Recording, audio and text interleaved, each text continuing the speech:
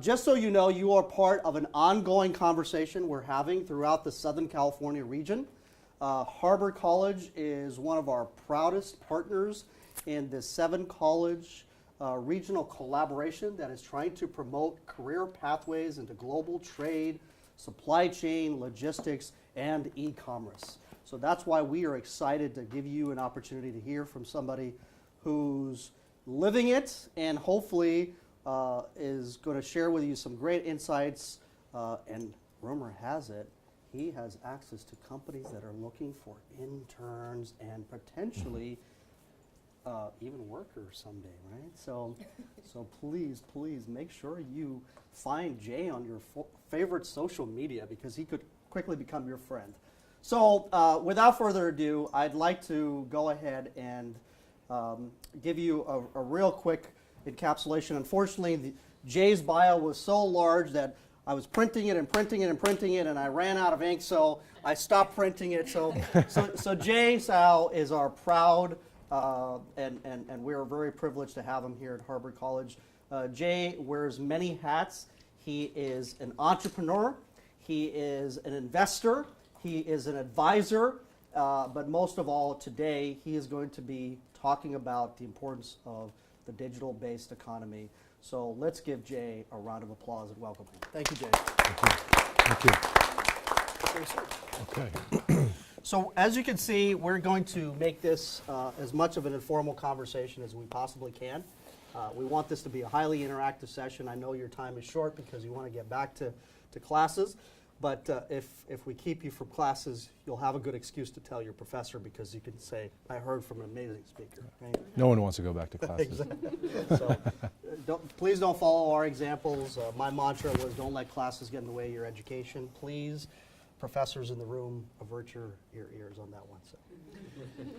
So Jay, before we get started in the lively debate discussion, I think a lot of our students are probably going, how did you begin your journey and get to this place in your life, being able to do all the cool things that I talked about? So if you can, just maybe give us a real quick acceleration of your life and journey and career experiences. Sure. So how many students in here? Okay, and the others are administrative or faculty. So I've always been an equal opportunity entrepreneur. Started my first business when I was 15 and started various businesses offline and online through the course of my career. And I don't mean to brag or boast, but all that means is I failed a lot. So there's a mantra in entrepreneurism, and that is fail early, fail fast. As you learn more from your failures and your successes. And I've, throughout my path, I've dabbled in private equity and finance, but I've always had a passion for technology. And I've always had a passion for international trade. So my background, family's background, were all in Asia. So they did a lot of manufacturing and contract manufacturing of various type of products. And I've always been fascinated by consumer products. So I'm a big products guy. I love to look at, hunt for trends and look at voids in the marketplace and figure out a way to fill that void. So an opportunistic play in terms of meeting consumer demand, and have always been interested in understanding the flow of goods through a supply chain, through the movement of goods domestically within a country and also globally in the context of international trade. So I've advised startups, I've invested in startups, I've built ventures and companies, whether it's in fintech or whether it's in healthcare-related entities. But my passion has always been in global trade tech and focusing on utilizing technology to create efficiencies in the way that people purchase and have goods delivered and fulfilled to them. So I'm a big products person, and in today's environment, if you love products, you have to naturally love e-commerce. We live in the digital age, and purchases and transactions are moving away from brick and mortar, from offline, into more the context of e-commerce and mobile commerce, which is kind of a big craze, not only here in the United States, but internationally, right? So I have offices in Korea, in China, and we're setting one up in Brazil and Chile, and then we're looking to expand our footprint in the EU and Europe. And what we aspire to do is help emerging brands create entry into new markets efficiently and quickly. And so, we've been working with various different types of products, from apparel to personal goods to homeware to kitchenware to health and beauty to food and beverage, which we focus a lot on the last few years. And we help brands, we represent brands, big brands like Nestle and Hershey, but also emerging brands like the Barbara's Cookies, the Sensible Foods. Those type of brands reach a global audience because everyone wants to sell to new consumer base. And the struggles that we've seen with small and medium-sized and emerging brands are distribution. So the holy grail back in the day was, I make a product, I make a widget, or I make a, clothing line or something, and the goal is to try to get into Walmart or Costco's of the world. Because if you got into Walmart, you were successful, right? It's a very difficult path in terms of working with all the buyers and doing all the vetting and paying all the slotting fees and all of these type of things to get into a Walmart. If you're in, they have a tremendous footprint, distribution, and your business will do quite well. However, the difficulties in getting into mass retail have really put a lot of small business out of business on an everyday basis. So we work with the large distributors and large mass retailers, from the Targets, from the Costco's, from the London Drugs and Zellers in Canada to Toys R Us in our child and infant care lines. And we've realized that a lot of the small emerging brands are trying to get to this holy grail of going to mass retail, but they really don't have what it takes to work with the Walmarts of the world or the Walgreens or the CVS's, because there's tremendous amount of inventory requirements, capital requirements, and they nickel and dime you in terms of all these allowances when it comes to margin, and it's hard for a small business to survive. So naturally, a lot of these companies will sell to omni-channels online, like the Amazons, the Etsy's, or the eBays. But eventually sales will plateau as well, so they're looking for ways to grow. And the really only growth mechanism is global, right? Because 95% of the world's consumers live outside of the United States. So it doesn't make sense for product brands in the United States to just compete in bloody waters over 5% of the consumer base, right? Doesn't make sense. So really the ability to scale your business, you have to transcend the domestic boundaries and go international. But the problem is a lot of companies, the small and medium companies, didn't know how to do it. They don't have the right connections. They don't have the right relationships. And so what we've done over the past few years is help these brands reach new markets quickly and try to solve their problems. Jay, terrific stuff. And once again, folks, this is really your session. So I hope that all the things that Jay is sharing, if you have a question or a comment, that you will be motivated to ask that. So we'll get to you in a second. Jay, you said a lot of great things, and I think it's always important for our audiences here to understand and appreciate. The world is a very big place. Mm-hmm. So let's try to see if we can kind of micro-target a little bit here in Southern California. What would you suggest to students to be able to start pinpointing an area of the world or a region or a culture that helps them say, okay, I'm going to really immerse myself. I'm going to understand the language, the customs, the traditions, and the business practices. 20% of the world's population is in China, but is it a place that's also very crowded? Are there other places that people here in Southern California should be paying close attention to? Great question. So I think Asia is naturally, because we're here in the Pacific, because a port, we're close to a port that is the busiest in the United States and drives tremendous amount of traffic from the Asia Pacific, that people naturally focus on Asia. I think if you come from a certain ethnic background, you have some low-hanging fruit to go after, right? So if you're, of Hispanic descent, Middle Eastern descent, whatever it is, I think looking within your markets, you have some, family or friends or network that naturally that you can target and go after. I think, going to school in a pretty diverse environment and institution like Harbor, gives you an ability to reach out to other student body that are diverse to be able to kind of understand which are good markets. So we sell to all the major continents except Antarctica. And you're telling me the penguins are not a big market for you? So.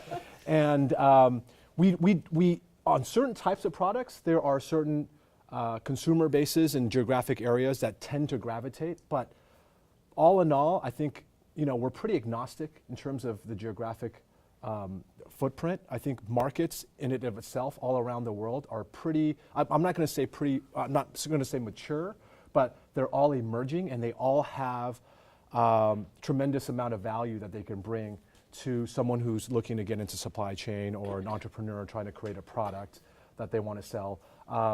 Because we're in this digital economy and this digital age, it's easy to reach consumers, and consumers are becoming more aware of trends, of certain type of products and lifestyle type of products that they want to gravitate to because of the mobile phone, because of initiatives that the Facebooks and the Googles of the world are trying to kind of shorten this digital divide to be able to allow people in sub-Saharan Africa having access to Wi-Fi and smartphones and having access to the internet, and so everyone's going to be online.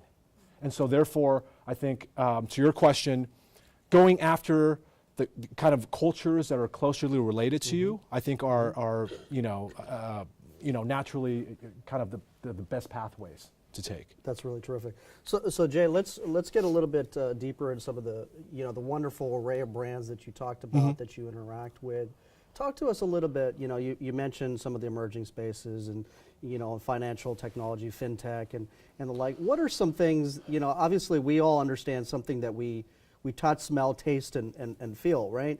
But what are some of those other kind of invisible economy type of companies that maybe people in the room can also be paying closer attention to as well? I would say there's a lot of buzz around technology. There's a lot of kind of buzz around students right now kind of gravitating traditionally before it was the finance field. People gravitating towards healthcare. I think two really emerging sectors are global trade, in terms of global trade supply and logistics, which is traditionally not a really sexy field. And Brandon and I talk about that all the time in terms of moving goods, UPS, warehouse workers, et cetera. But those are that's part of the operations. But there's going to be some revolutions in terms of how supply chain is done. And supply chain is also is basically meaning how do value chain partners within the chain of delivering goods from manufacturer or producer of a product to the end user, the customer, how does that work? How do you shorten these value chains in order to make it efficient for goods to move? And then number two, I think an area that's really not talked about, you're going to see the next 20, 30 years is going to be really emerging is agriculture. So agriculture, I think, is a really great category that, again, over the last 30, 40, 50 years has been non-sexy. No one wants to study agriculture, unless you go to UC Davis or something. No one wants to study agriculture and learn about farming and all this type of stuff. However, subsistence farming, producing organic products, health-based, type of living products, all come from that. And so people are, you go to restaurants now, they're buying beef that's locally grown, vegetables that are from farm to table, those type of things. So I think agriculture is going to be a really emerging market that more and more people are going to gravitate to, and you're going to see some of the the top universities who traditionally, have students that matriculate into finance. I went to, Cornell in the East Coast, and a lot of East Coast schools, kids just graduate, they don't know what the heck to do with themselves, and they just go to Wall Street. They just matriculate just down to the finance industry. But I think more and more people are going to start moving into these non-traditional careers, and there's going to be a tremendous amount of opportunity when it comes to both technology, manufacturing, and data science. So data science is obviously this big buzz, but a lot of these industries are using data to really make really efficient decisions on how to kind of disrupt existing producers, existing brands, existing processes and methodologies. Absolutely. Almond growers in California should feel good about that. So, with that said, of course, here in the epicenter, one of our previous speakers talked about how LA County is the epicenter of the global trade economy. We can't forget our entertainment and our fashion friends. Are you seeing that that's continuing to widening the market? I mean, yesterday, as we had an opportunity here from one of the big, entertainment brands, Disney, that values that. But our independent filmmaking is and new designer boutique apparel industry folks are they finding global markets, or is that part still very old and antiquated? I think it's absolutely going global. So if you look at one of the burgeoning markets in China, for example, they're talking about export of media or import of media. What are they talking about? They're talking about the entertainment industry in an emerging market like China growing vastly, right? So we were at World Trade Week and Disney was talking about it, but the phenomenon is really huge in terms of the entertainment and the music industry within China. They're doing so many things in terms of creating movies, and expanding, entertainment talent and artists and whatnot. And so they're importing a lot of technology. They're importing a lot of know-how from Hollywood, from all over, in terms of getting access to intellectual property, copyright material, and figuring out how to really grow their internal market. Because traditionally we think of China as kind of like this country of piracy, right? They take U.S. films and DVDs and then they sell it on the streets. But right now they're really trying to grow and they're investing a lot of money. So Alibaba, you guys all know Alibaba, they're traditionally in trade and whatnot. They just set up an office in Pasadena, right? Yeah. And that Pasadena office is focused on what? They're focused on media. So Jack Ma's looking to invest in growing connections with media. So when we talk about global trade, we're not just talking about products that UPS moves or FedEx moves or Staples or Office Depot. We're talking about intellectual property. We're talking about services. We're talking about know-how. And that's really where this idea of global growth in terms of trade is really affecting many industries. So it sounds like, from what you're saying, there's a lot of direct and indirect jobs, from marketing to finance to operations to management, that our students can really be thinking about. Political science, history, geography. Sure. All of a sudden, things that we didn't pay attention to in high school become very, very quickly relevant, right? Yeah, absolutely. I think focusing on global, and global is this kind of buzzword that's been talked about, and glocalizing, which is taking kind of things in a global context and try to localize it for the local market. I think it's overused. However, there are so many opportunities because the world is getting smaller with technology, with the internet, and with supply chains that we're experimenting with, but a lot of other big companies like Google and Amazon are experimenting with. Things called 3D supply chains and what we call the physical internet. So the internet traditionally, I don't want to get too techie, but TCP/IP is the protocol that transfers data, right, from place to place, through Wi-Fi, through Ethernet ports, whatever. And it takes you take a piece of data, you split it up, and it has headers and all these type of things, and it looks at how to move this data the most efficient route. And then at the end, it comes together, and then it delivers this media. So that's how the internet works. That's how the phone traditionally worked. So the idea of the physical internet is, how do we do that with physical goods or physical services, in which we break up things in a way and then deliver the product utilizing a 3D supply chain the most efficient way. And so there's a lot of opportunities, and I think, whether you want to go into marketing, whether you want to go into healthcare, whether you want to go into the services industry, the field of global is I think creating a lot more opportunities than we've seen over the years. We're seeing some sort of matured state. 20, 30, 40 years ago even, everyone wants to go global. Big companies were going global because they had the capital and the resources to do so. But small and medium-sized companies never were really able to take advantage of that. So it was just kind of a term that people threw around to look like they knew what they were talking about. But no one really, a lot of companies didn't go global because they didn't know how. And there weren't the resources and the systems in place for countries in order to kind of facilitate, allowing multiple players to really go global. But now there are. Now there's a lot of things in place and infrastructure in place. And you're starting to see countries formulating, free trade agreements, and the whole TPP, right, the Trans-Pacific Partnership, and there's other partnerships and alliances that are being forged that basically say, hey, we need to come together and allow the free flowing of goods and services, IP, know-how to each other so we can share and help each other's constituents, which are business owners, access new markets and kind of grow business so that we can help prop up the global economy. So we see more of these things kind of being facilitated by the government. There's definitely more and more opportunity. That's terrific. So Jay, in a minute we're going to open up the floor and ask questions. And before we do that, I think that one question that might be on a lot of people's minds is, as you are creating and advising these companies, what are the type of skill sets and the mindsets of the people that are coming and working in these environments, and even perhaps someday being able to incubate their own business enterprise? What are you finding? Great question. So I think skill sets going to college,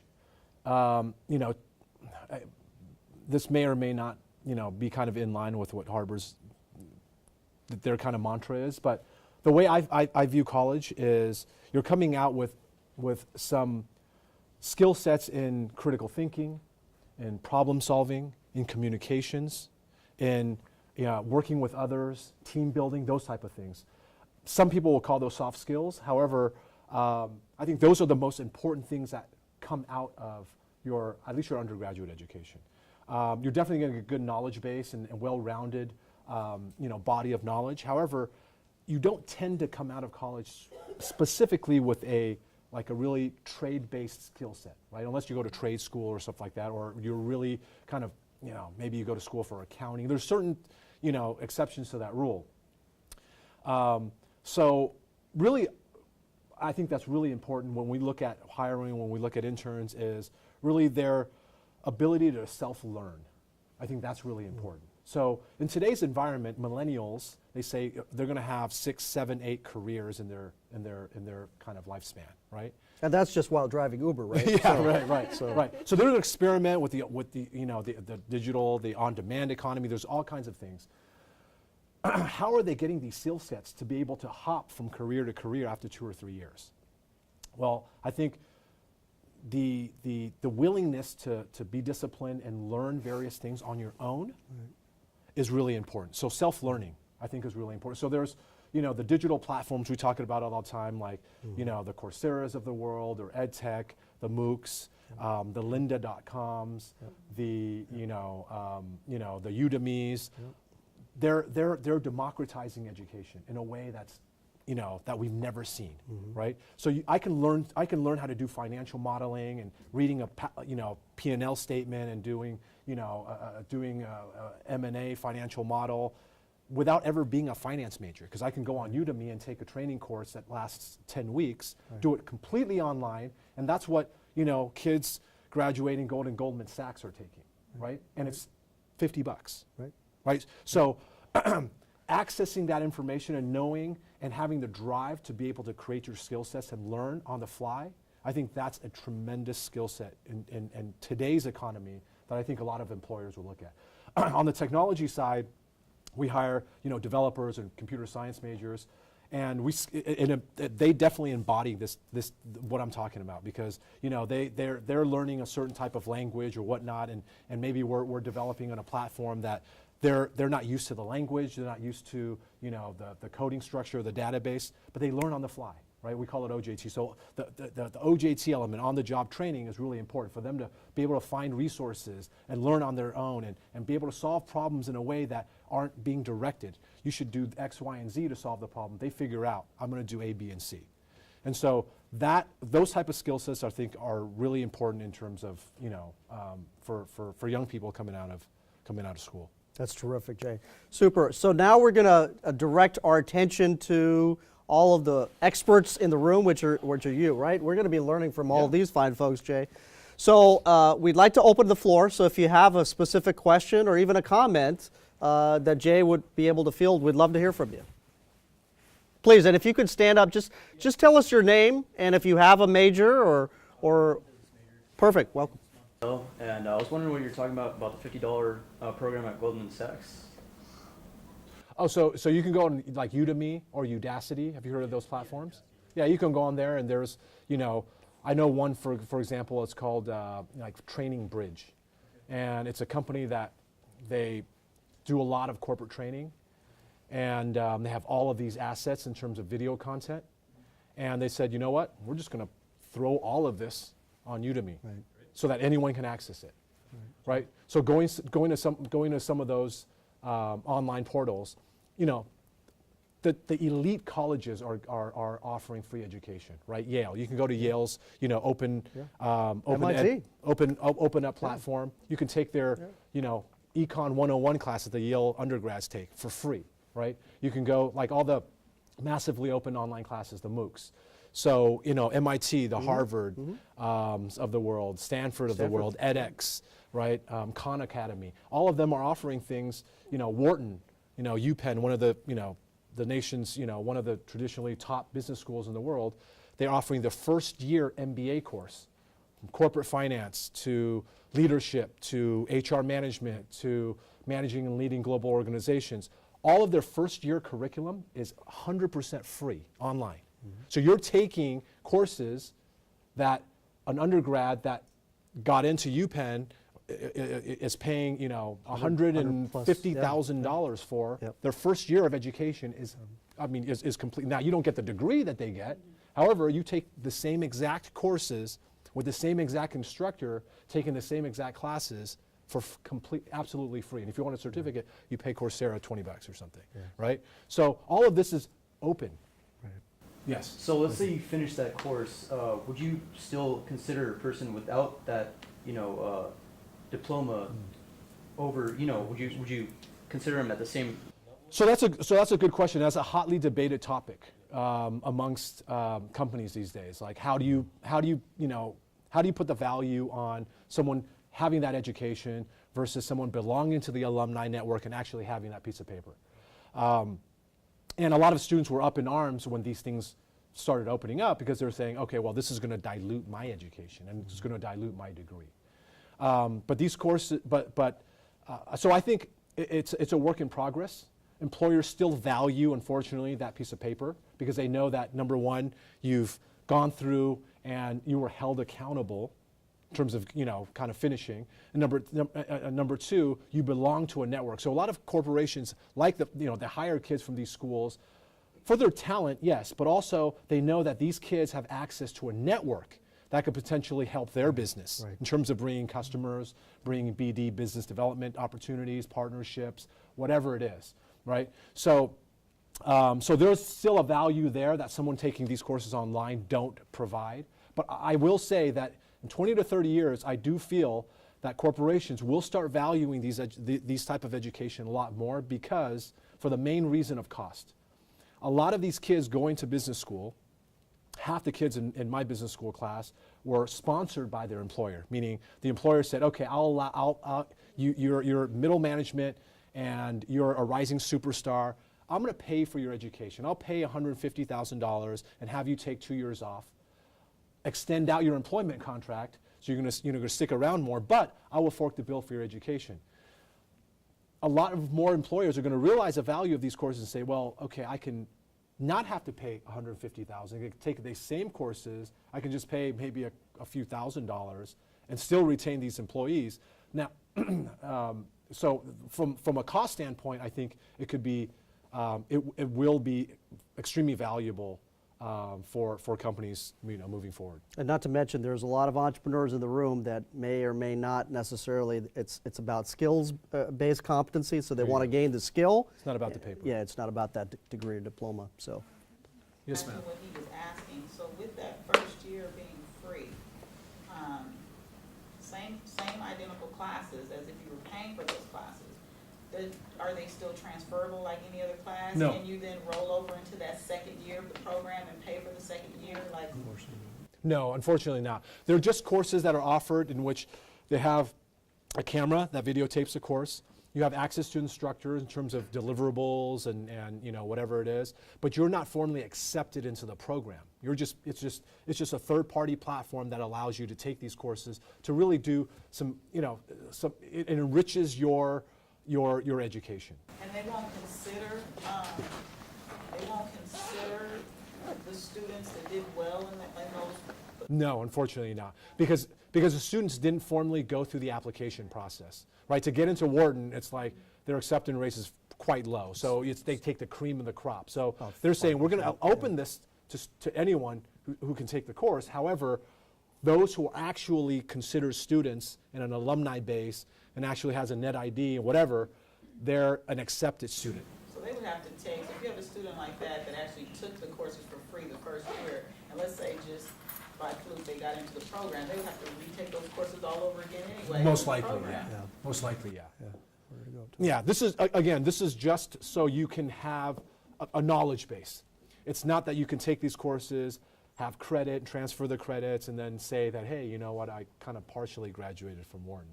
It's just, you know, being accessible. And Jay is actually making mention of a broader conversation we're having at this college and other colleges is how do we do skills assessment, especially from private companies, right, who are going to eventually employ you, is what you are learning in the classroom, what is going to be applicable in the workroom, right? So that's something we're also So I think working Brandon on. brings up a good point in terms of the value of this education.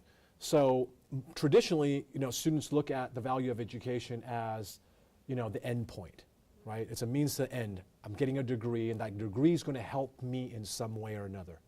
I think that's going to be a shift. And people who are taking these courses are not looking at the degree per se, but they're looking at skills. Skills are more important than the degree. I mean, we've looked at people with great degrees that don't have good skill sets. Yep. That's worthless, right? Or people without degrees but have really good skill sets. So this is a way to kind of transcend that, that type of, the way people perceive traditional education. So a lot of entrepreneurs take these classes because they're not down the traditional pathway of going and getting a degree, whatever. They're trying to enrich themselves in the finance field because they're, you know, manufacturing a product or they're creating some sort of service or whatnot, and they lack financial education, or they lack, you know, marketing education, or they lack operations, you know, so they can take these courses and still retain value. Now, keep in mind, this is open up to the global environment, right? Because the internet is you know, you can be in a foxhole in Afghanistan and take a class. Right. I joke. So, you know, people from all over the world are taking it. And statistics have shown, for this Wharton program specifically, they've had more people enroll and take their courses over the last couple of years than the entire alumni base of UPenn, Wharton. Over the last couple of years, and Wharton's been around for 100 years. Yeah. Okay, so you're just seeing the influx of people who want to take the. Now, granted, the completion rates tend to drop off quite a bit because they're not being held accountable, because, you know, they have to self-discipline themselves. So some people take a course or here and two, and then they whatever, and then they don't necessarily kind of finish their program. But all in all, it's accessible. Sadly, Jay, this is something that our students won't like to hear, but tests matter. So, folks, more questions. We'd love to hear from more folks. Don't be shy now. You got a real person who's interested and wanting to chat. Curious about your first business you developed when you were 15. I can't talk about that. No, I'm kidding. I can't. Jay, before you begin, could you please identify yourself? Amanda. Thank you, Amanda. Thanks, Amanda. Appreciate it. So, you know, when I was a kid, I used to, my mom was in sales, and she sold real estate. So she would go to, you know, with her friends, she would go to a lot of self-help seminars. The Tony Robbins of the world, Les Williams, Jim Rohn, you know, I don't know if you know, the rah-rah, you know, get 10,000 people in a stadium and like, you can do it, you know, that type of thing. So motivational speakers. So she would go to those type of things, and I would tag along sometimes. And I would sit there and get mesmerized by these people because they were like gods, right? They were sitting there and people were like, oh, wow, you know, I can do it. And so a friend of mine, we're in high school, his dad would go to these things. So we would kind of like, we kind of got a fascination and we would sneak into some of these educational things. And we met Jim Rohn, we met Les Williams. They're like, oh, we were always like the youngest kids, right? And so we're like, you know what? Amongst our friends, like, how come there's no motivational thing for kids? So long story short, we created a tape series called Thinking Big Enterprises, piggybacking off what Jim Rohn, Les Williams, and Tony Robbins of the world were saying, but for kids, for adolescents to say, hey, you know what, steer down the right path, get an education. If you're trying to get an athletic scholarship, what are the ways to do it? And we sold that tape series to counselors of high schools and stuff like that who needed some peripheral things. That's what we did. Yeah. I love it. Motivational Lego. I love it. So, that's it. So very good. Some more. We're coming up on that time where you have to go back to classes. But one more question maybe from folks. So There's not a bad question. Go ahead. go ahead. Yeah, please. Okay, my name is Noah Pleasure. Earlier you spoke about trade and how what's being traded is moving further from physical things being traded to like data, essentially, intellectual property. Like, could you like elaborate on that? Like, what do you mean? Like, is data itself being like sold and traded? So I wouldn't say data. When I say intellectual property, I'm talking about copyrighted products, like a movie, for example, right? A movie is copywritten, it's owned by the studios, whatever it is. It's not a physical good, it's not a physical product, it's a digital good. So that digital good is something that is traded in terms of its licensing rights and all of these type of things. Software, for example, is also intellectual property based on a digital good. So you could create a software and you can license it or have distribution to many different countries who can then further upsell it to their customers or whatever. So there's a physical good, which are widgets, clothes, whatever it is, and then digital goods, which are things things of value that are owned by someone, like a movie, like music, for example, like software, like know-how. People license things that some sort of process for manufacturing or process for doing some sort of kind of graphics design or user or UX design, something of that nature that's again digital in nature, and pass it along. Books, a lot of books, a lot of educational type material are now all becoming digital, and all of that type of stuff are copywritten. So that's kind of in the category of know-how in terms of being able to export that. Digitize your wonderful motivational tapes. Revisit that. There you go. So Dust them off. that's it. Any other questions or comments for Jay? Folks, we really, one more follow-up, please? One more. Please. Just speaking about patents and stuff, I know there's a lot of patent companies out there that help you patent ideas and stuff like that. What are good startup ones that don't necessarily take your idea and then tell you won't work and move further along with that, and then you just find out later? So that's a good question, and people in the entrepreneurial world discuss this a lot in terms of protection, because you always want to erect some barriers to entry, right? So prevent someone stealing your idea or whatnot. And there are a lot of patent trolls. So people that get an idea, or if they think of someone has an idea, they patent it, and then they have no intention of actually creating the product, but they have the patent. So therefore, whoever creates a product would have to work with them and license and buy them out or whatever. Obviously the best way is to go to a patent attorney. So there's a lot of good patent attorneys that would charge some sort of fee or defer some of their fees if they really like the idea to help you patent it. There is no guarantee. There's two types of patents: a provisional and a non-provisional. Provisional, basically you file it. Basically it's called first to file. You lock in that idea. So if someone wants to file it later on, you hold precedence. You have a year to file your non-provisional.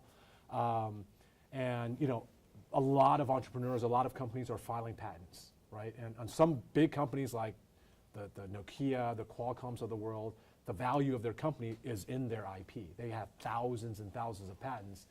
Apple has thousands and thousands of patents. Some of them they never build products for, but they just own these patents. So, going to a patent attorney, there are some startup patent or patent law firms or patent agencies that actually help startups, so they reduce their fees to kind of buy you some time. So that's kind of the traditional path of what should be done. But definitely, if you're an entrepreneur thinking about creating something, that's one of the top things that should always be on your list, is looking somehow protect your idea or protect your product. A lot of software companies are doing it, but last year there was a big case in the Supreme Court that overturned a big software case. So now it's harder and harder to patent software. But nevertheless, it's definitely something that should be priority if you're an entrepreneur building something. Terrific. Integrate, protect, promote, a lot of great big idea concepts, Jay. Thank you so much. Let's give Jay a round of applause. Thank you. Thank you. And that concludes our Coffeehouse series. Thank you so much for coming and participating.